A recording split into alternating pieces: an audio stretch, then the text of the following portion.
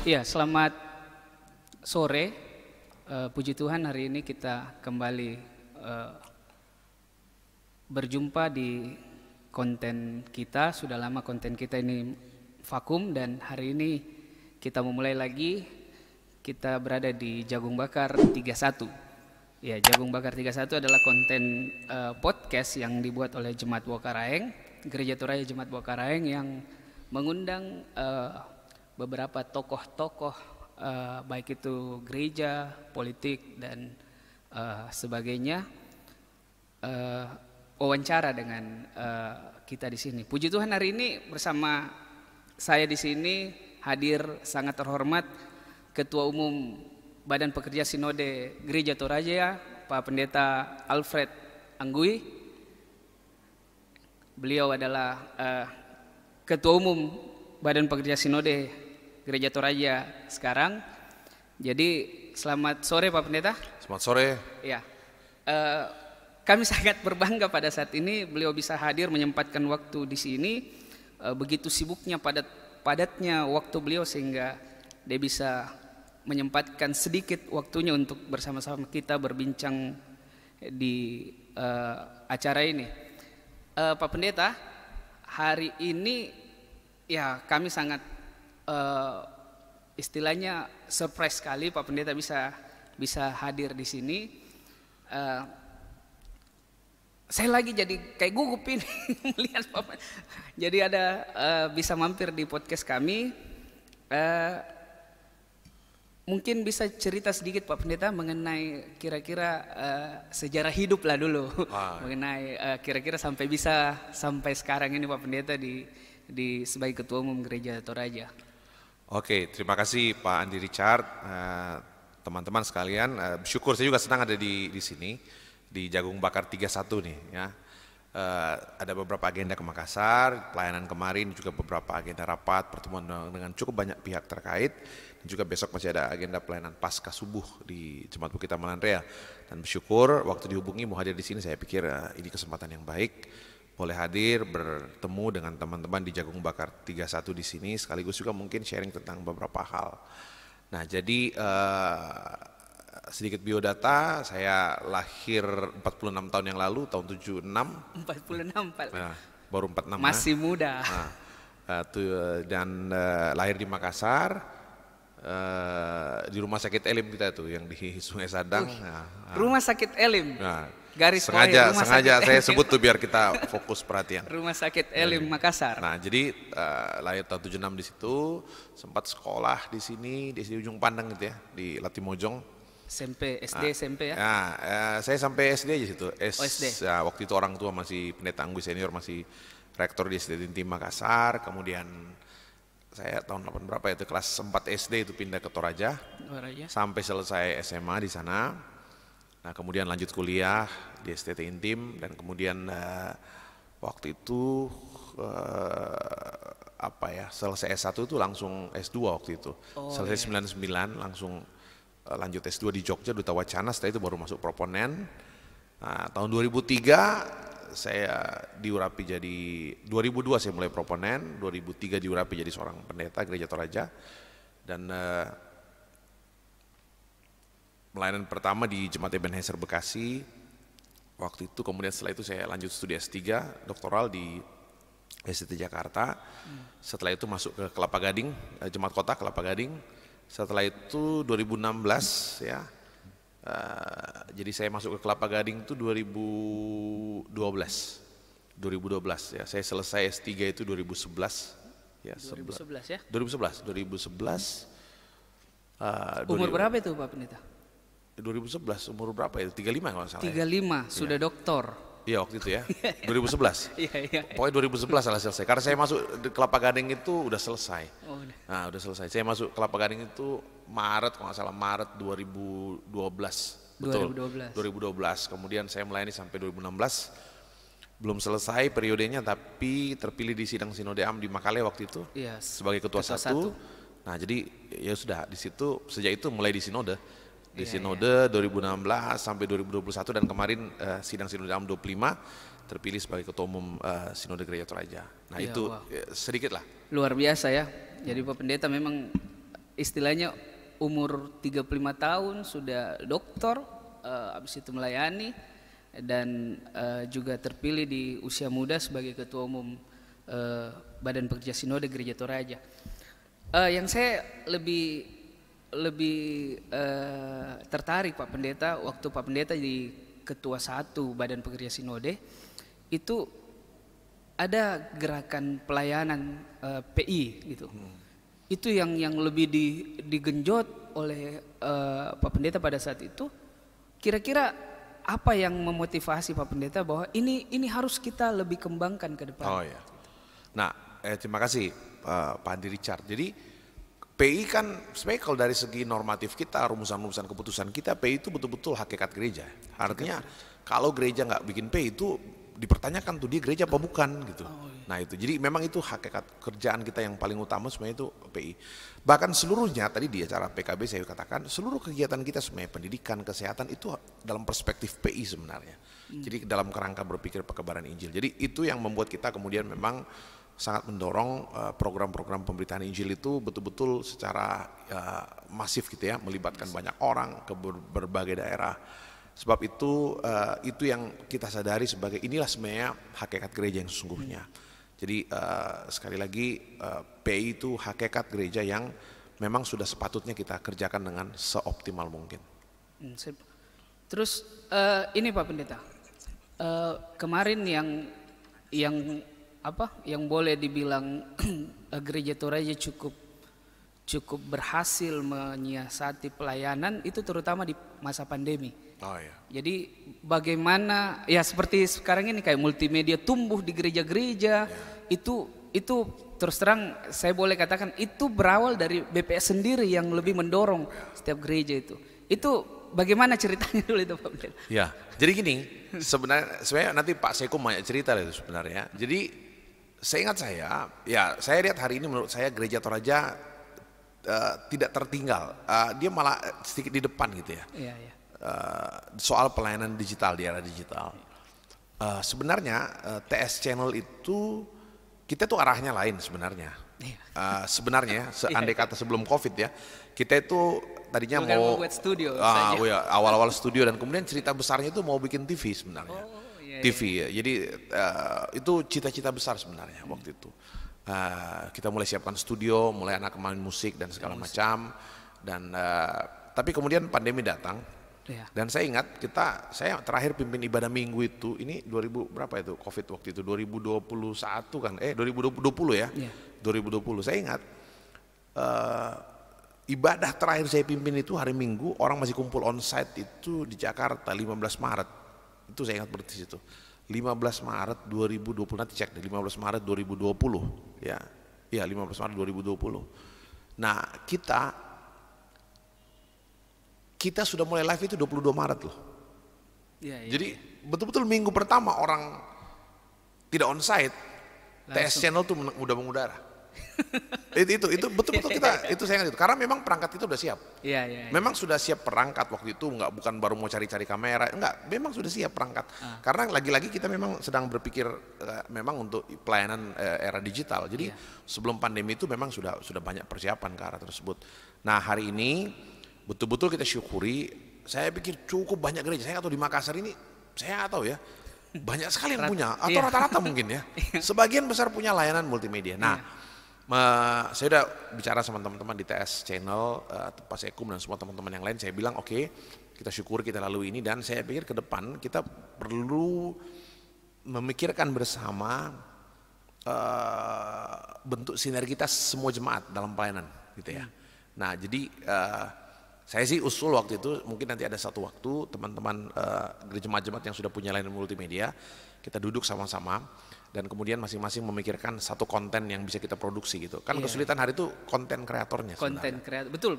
Itu kesulitan, kalau buat live tuh saya pikir bisa gitu ya. Semuanya bisa. Bisa, tapi membuat satu konten yang menarik, yang produktif, yang kira-kira menjawab kebutuhan hari ini itu butuh tim-tim yang kreatif dan apa.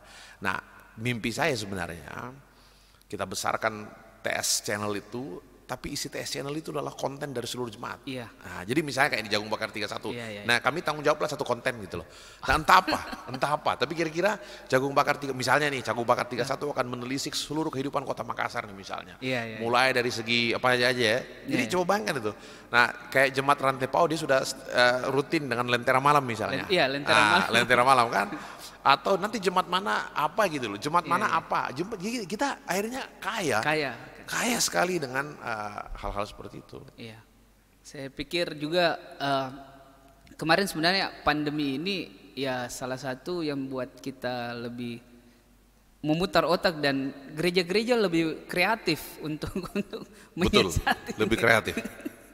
Yang dulu kan apalagi kalau yang masalah teknologi apa semua ya terus terang saya harus katakan bahwa gereja Toraja agak sedikit Ya. mengurung diri, menutup diri untuk ini. Betul. Tapi dengan adanya ini akhirnya mau tidak mau semua konten mungkin pemuda-pemuda yang kreatif itu bisa lebih menyiasati untuk ini. Betul. Saya lihat kemarin kayak Tanjung Marano sama Jembatan Rantai Pau, yang terlibat ini anak-anak muda banyak banget. Muda. Jadi saya dalam banyak kesempatan saya lihat, coba lihatlah ya.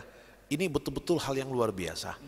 Hari ini anak-anak muda itu punya ruang pelayanan yang luas, ruang berkiprah yang luas dalam kehidupan gereja, dan itu menurut saya satu hal yang sangat disyukuri, sebab menurut saya anak-anak muda itu potensi dan mereka itulah gereja masa depan.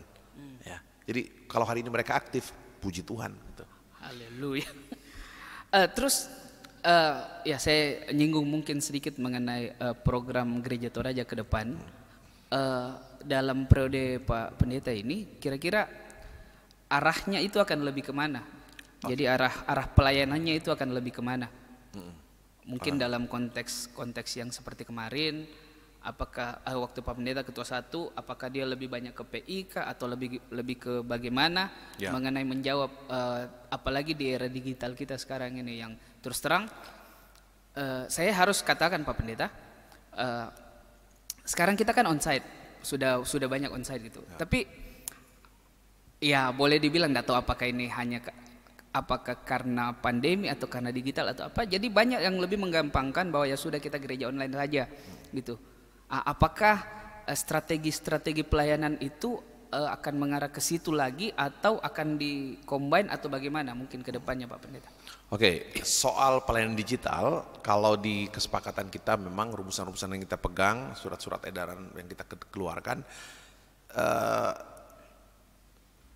pelayanan virtual itu penunjang, artinya menunjang untuk pelayanan kita, tapi memang tidak bisa menggantikan seluruhnya ibadah-ibadah onsite kita.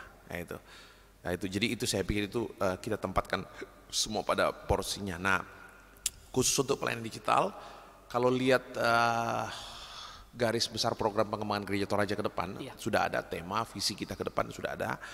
Nah, dulu 5 tahun yang lalu ada 7 tugas pokok panggilan ya. Pokok panggilan. Pelayanan digital itu poin ke-7. Nah, hari ini pelayanan digital tidak masuk di antara 1 sampai 7 itu. Tapi pelayanan digital itu harus hadir dalam semuanya.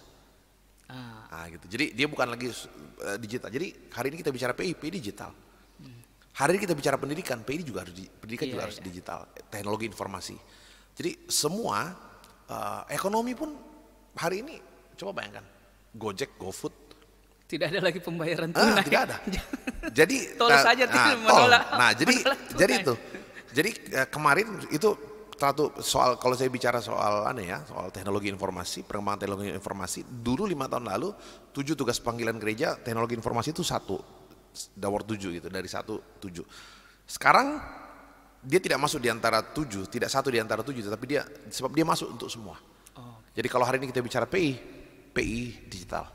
Kalau hari ini kita bicara pengembangan ekonomi juga secara digital. Artinya aspek pelayanan digital itu betul-betul harus melingkupi seluruh kehidupan masyarakat. Layanan kesehatan, hari ini kita bisa buat seminar edukasi tentang kesehatan. Waktu COVID kemarin kita buat bimbingan belajar Toraja Belajar, saya ngasih waktu itu. Jadi, sekarang lagi ada kan yang di sini yang mau masuk PTN. Itu kelanjutan program PI ya. Iya. Yang di PGI sekarang. Ya, betul. Iya. Kayak gitu kira-kira. Oh iya. Lalu ini kan mau konven, ya sambil minum Oh kopi ya, Pak Pendeta. silakan. Ini kopi dari Gandang Batu. Oh gitu ya. Iya, kebetulan ya promosi sedikit. Ini yang Wah, saya produksi. mantap betul nih. Ini yang saya produksi. Oh, kopi apa nih? Kopi Gandang Batu. Gandang Batu. Dia Oh. dari Benteng Ambeso. Robusta ya, Nah, Arabica. Iya, ini Arabica. Hmm, Arabica mantap. saya blend sedikit dengan natural. Jadi sebenarnya ya berbicara konteks kopi lagi ini kita itu aja. Tadi saya baru-baru ambil kopi dari Gandang Batu juga, tetapi lebih spesial dibuatnya. Jadi kalau saya sih itu kopi terenak di dunia sekarang. Oh gitu ya. Jadi prosesnya namanya natural carbonase. Jadi dia difermentasi dengan oksigen murni. Itu saya tadi itu kalau di Toraja hanya 2 yang produksi Pak Pendeta. Teman 2. Tadi saya jadi sebenarnya kopi Toraja kalau yang saya penikmat kopi Toraja yang paling enak di dunia sekarang. Ya. Ethiopia saya sudah coba, Brasil saya sudah coba, tidak ada kalah kita punya. Kalau diproses dengan benar. Nah itu dia. Dicocok lah, dorong kopi Toraja. Saya kemana-mana pergi ketemu tamu, oleh-olehnya selalu kopi Toraja. Iya. Ya. Ya, terus saya ndak promosi brand saya ya. Ya, terus ini kan mau konvensi. Saya dengar-dengarnya Pak Pendeta ini sudah istilah audiens dengan menteri dan sebagainya. Dengar-dengar ada 2 menteri Pak ya mau datang? Harapnya begitu. Harapnya. Kita undang beliau Gus. Gus Yakut, Menteri Agama, dan juga Menteri Hukum dan HAM, Bapak Yasona Lawli. Iya. Kita berharap bisa hadir memberikan ya berbagi wawasan lah, terutama soal kehidupan moderasi beragama dan juga kehidupan kebangsaan. Oh, iya. Saya pikir ini momentum penting ya. Dalam era hari ini perlu sekali gereja Toraja melihat betul-betul posisinya di tengah-tengah kehidupan bangsa ini. Betul. Supaya kita tahu rumuskan dengan baik peran penting yang harusnya kita kerjakan sama-sama. Nah, itu kira-kira. Lalu saya cuma mau, jadi kan konvensi pendeta ini mungkin banyak warga gereja yang masih awam mengenai ini. Kira-kira ini konvensi pendeta untuk apa, tujuannya apa, supaya jelaskan juga ke warga gereja apa sih tujuannya ini konvensi pendeta. Baik. Ya. Konvensi pendeta itu sebenarnya ini konvensi ketiga ya. Konvensi itu sebenarnya tempat kita membangun kesepahaman bersama. Jadi misalnya nanti di sana akan dibahas memang soal kode etik antara lain ya. Saya harus update lagi memang percakapan di panitia pengarahnya. Tapi itu antara lain misalnya soal kode etik pendeta, hal-hal yang supaya tidak menjadi hal-hal yang justru tidak konstruktif untuk membangun pelayanan kita sama-sama. Juga membangun kesepahaman soal teologi kita. Iya, Ya. Kita sudah punya satu pengakuan gereja Toraja misalnya, tapi memang kan pengakuan gereja Toraja itu masih umum gitu ya. Kalau kita masuk ke hal-hal yang lebih spesifik lagi, kadang-kadang ada ya perbedaan pemahaman gitu. Nah, minimal kita menemukan kesepahaman kita, menguatkan kembali konvensi juga tempat kita menguatkan kembali ya komitmen kelembagaan kita.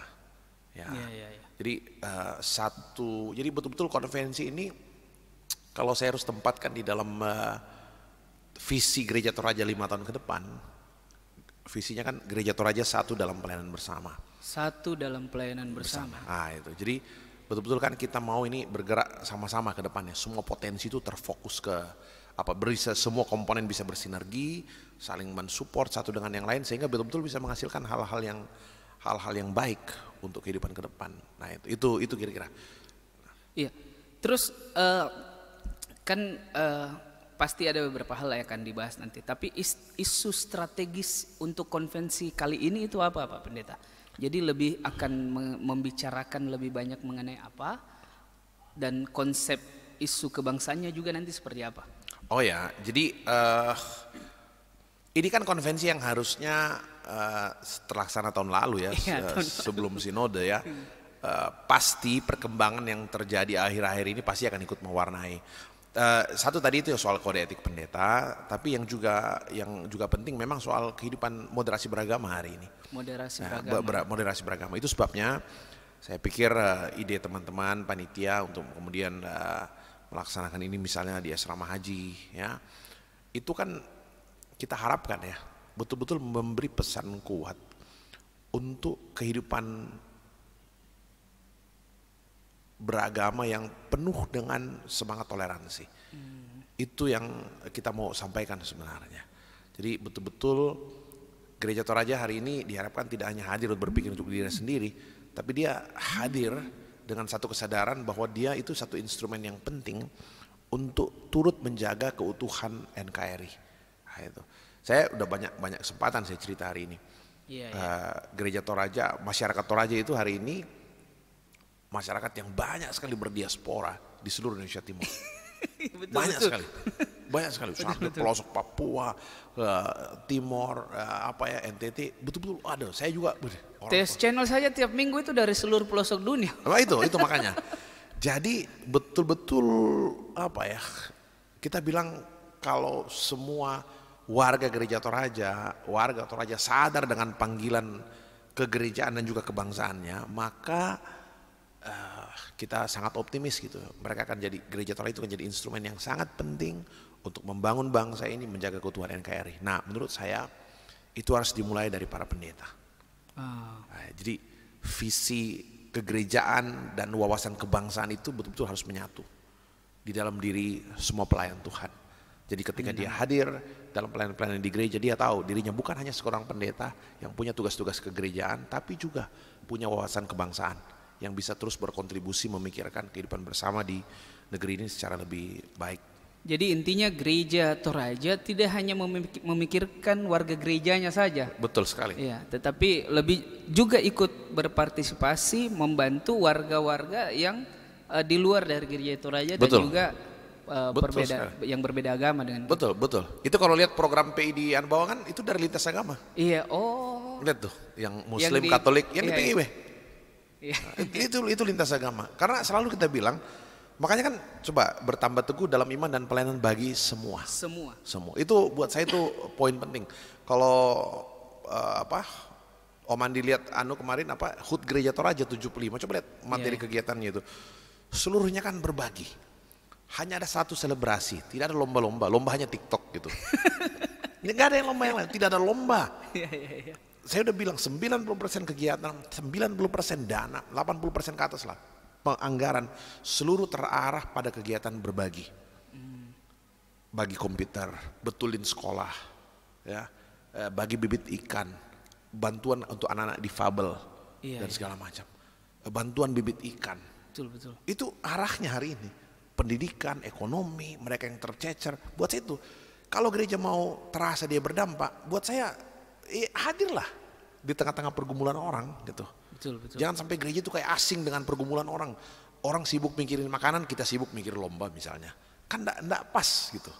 Betul. Nah itu saya sengaja bukan soal yang lain nggak penting. Lomba penting, tapi saya bilang kita pikirkan di tempat lain gitu. Karena supaya kita nggak beralih fokus. Nah, makanya kita senang banget ketika dengar beberapa jemaat, misalnya saya dengar kemarin di Bukit Taman Andrea misalnya pas HUT Gereja Toraja mereka ke panti asuhan.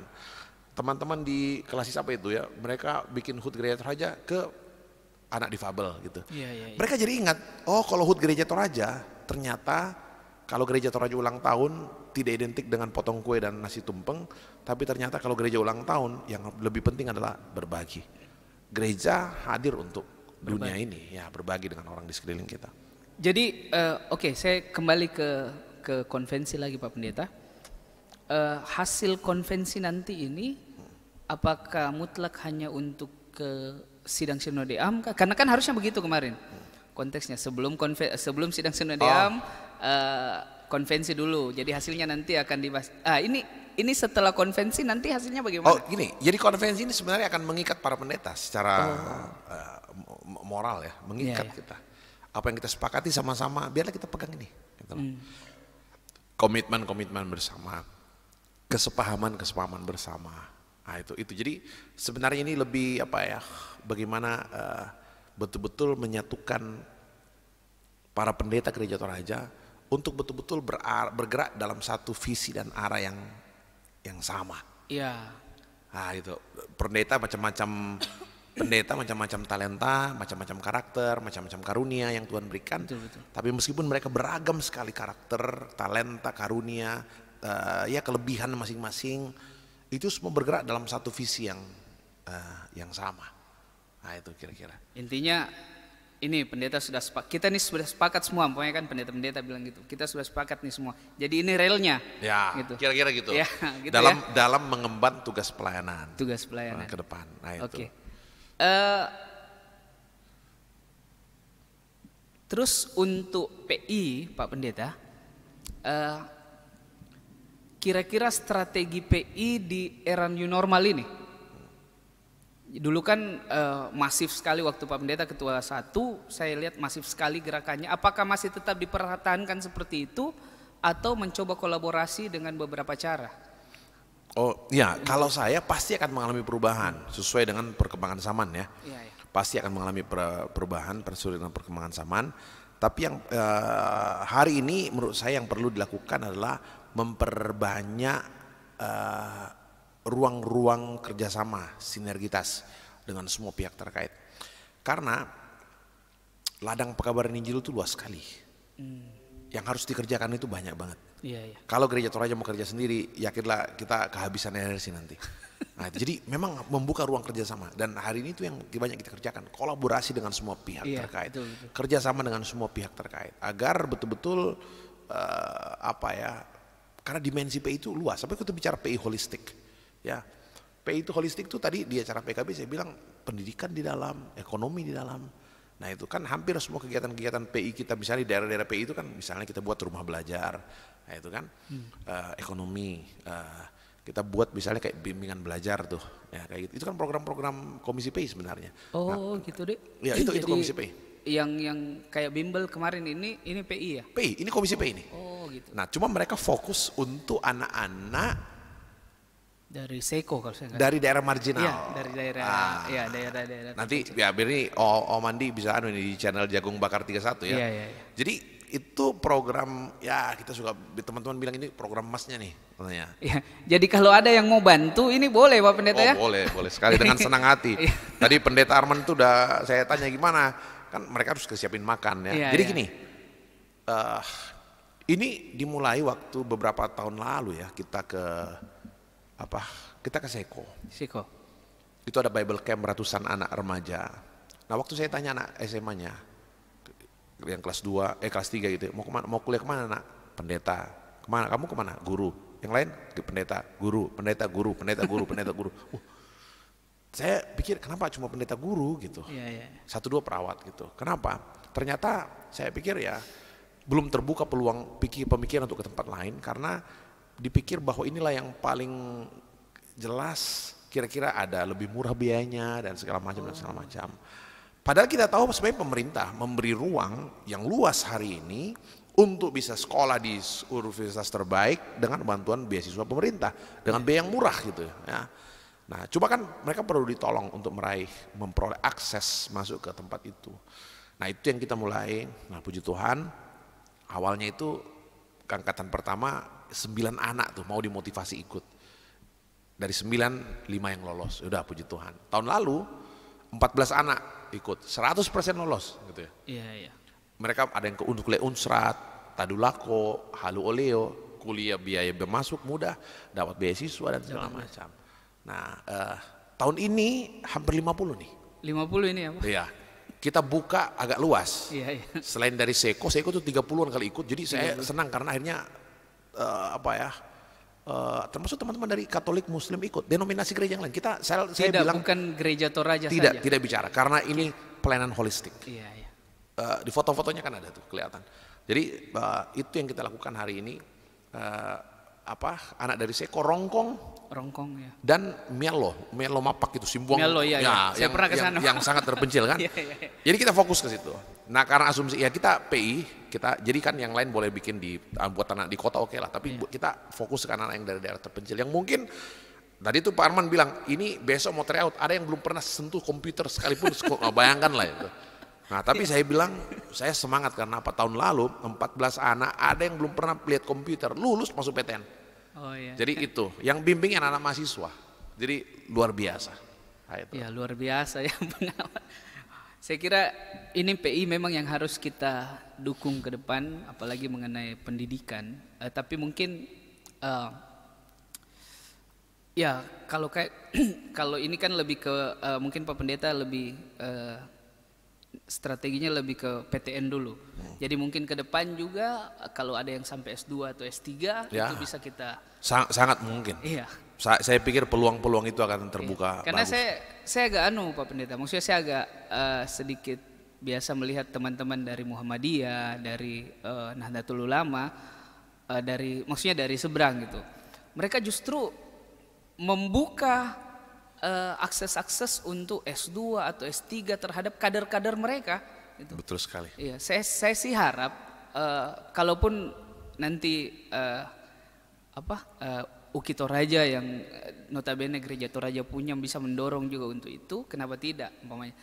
Ya saya pernah berpikir gini Pak Pendeta, waktu saya masih pengurus pusat di PPGT, saya bilang coba ya minimal ini kalau ada yang terpilih umpamanya ketua umum PPGT umpamanya kan, pokoknya siapa yang PPGT nanti ini pengurus pusat dapat 1 beasiswa untuk S2. Wah itu kenapa tidak? Iya. Saya pikir itu, saya setuju. Kita harus banyak belajar lah, teman-teman NU, Muhammadiyah, kita perlu banyak belajar bersinergi. Saya pikir itu yang harus kita perluas hari ini. Nggak mungkin kita maju sendiri. Jadi ruang-ruang kerjasama harus dibuka seluas mungkin dengan semua pihak. Ya, yang punya, saya yakin semua punya kerinduan yang sama lah untuk membangun, memberi kontribusi yang bagus untuk kehidupan pembangunan kehidupan masyarakat kan.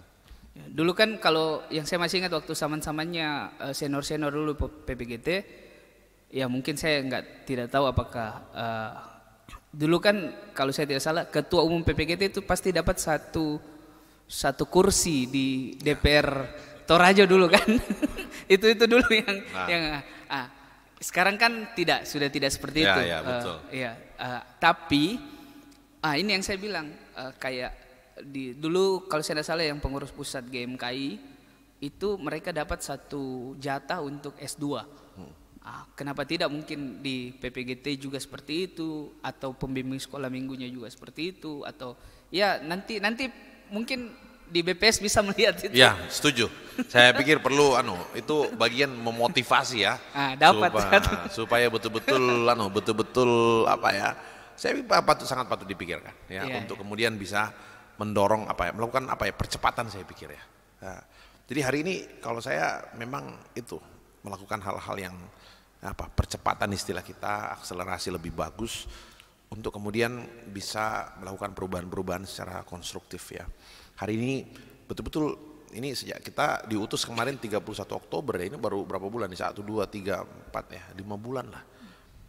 Betul-betul bertemu dengan banyak sekali orang. Tujuannya cuma satu, membuka ruang, kita bersinergi, kerjasama dengan banyak pihak supaya betul-betul kita bisa termotivasi membangun kehidupan bersama yang jauh lebih baik lagi. Sampai saya pernah waktu saya masih di Toraja Pak Pendeta, kami sempat berdiskusi bilang andaikan UKI Toraja ini pengajar-pengajarnya semua ini kader-kader PPGT yang betul-betul ini kan harusnya seperti itu. Tapi ya walaupun ada miss atau apa, tapi saya kira tujuannya bagus bahwa betul-betul kenapa tidak dari kita sendiri untuk mengangkat Gereja Toraja, institusi kita seperti UKI Toraja, terus sekolah-sekolah Elim dan sebagainya.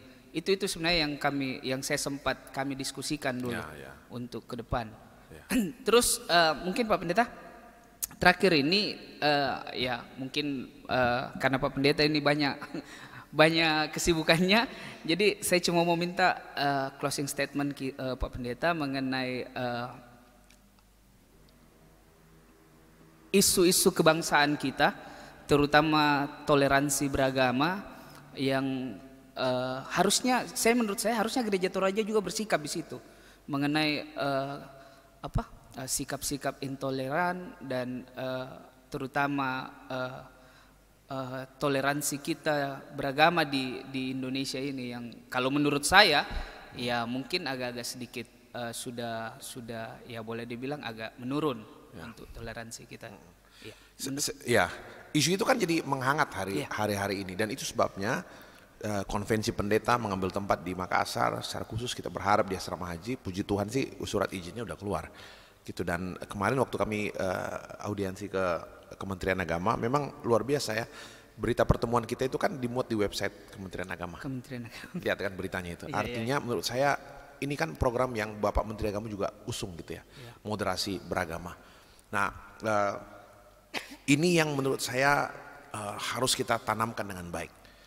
Ya, sekali lagi wawasan kegerejaan dan kebangsaan itu harus betul-betul menyatu dalam diri warga gereja. Jadi mereka bukan hanya sekedar warga gereja, tapi sekaligus juga mereka adalah warga negara yang betul-betul bertanggung jawab untuk membangun keutuhan kehidupan bangsa ini. Nah, tadi saya sudah sampaikan bahwa gereja perlu Gereja Toraja secara khusus melihat dinamika masyarakat Toraja berdiaspora. Ya, betul-betul saya pikir harus dilengkapi.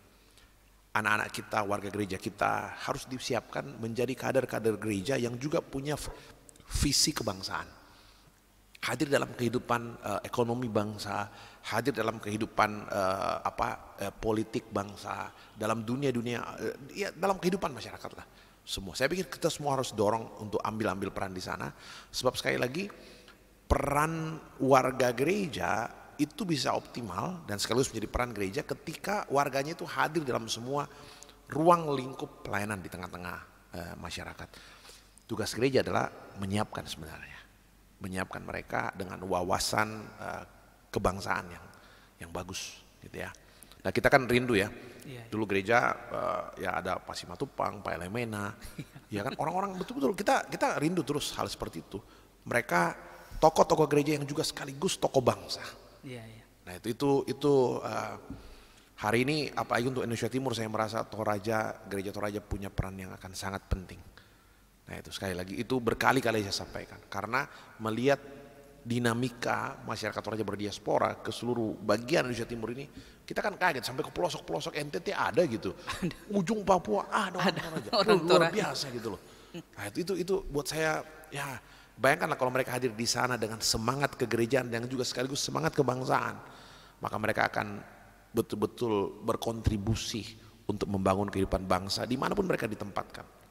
Nah itu kira-kira. Saya lupa kita tuan rumah sidang raya PGI. Betul. Tuan rumah sidang raya. PGI tahun 2024 ya. Jadi kita betul-betul berharap jadi tuan dan nyonya rumah yang baik ya.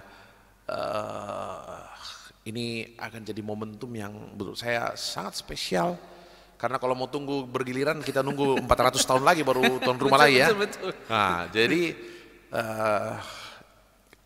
kami berharap ya sudah ada beberapa hari kemarin itu sosialisasi komunikasi dengan ketua-ketua klasis melalui secara virtual.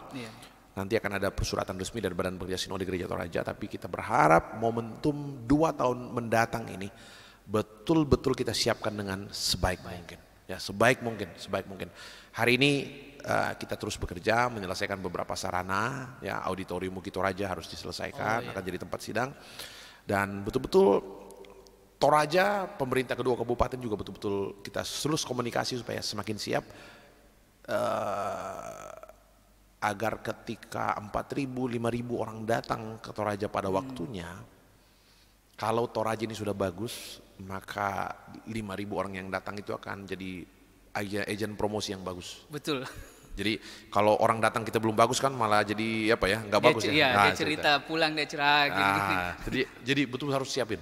Betul. Pada saat yang sama kita ingin betul-betul ini momentum yang bisa kita manfaatkan seluruh masyarakat Toraja, bukan hanya gereja Toraja, seluruh masyarakat Toraja. Momentum sidang raya ini betul-betul menjadi tempat kita bisa menarik perhatian nasional, ke Toraja. Ayo ke Toraja. Ayo ke Toraja kan, nah itu penting. Ketua Umum PMTI hari ini sih luar biasa bersinergi ya. Beliau siap mendukung pemerintah kedua kabupaten dan saya pikir Bapak Gubernur di sini juga akan banyak memberi perhatian. Itu kira-kira. Oke, terima kasih Pak Pendeta. Waktunya pada saat ini. Iya. Para pemirsa, terima kasih. Itulah tadi perbincangan kita dengan Bapak Pendeta Dr. Alfred Anggui MTH yang sudah meluangkan waktu kita pada saat ini untuk berbicara mengenai pelayanan ke depan. Ini channel kami yang akan kita terus eksiskan di virtual. Akhirnya Tuhan Yesus memberkati kita semua. Tetap di channel Tongkonan Buah Karang di konten Jagung Bakar 31. Tuhan Yesus.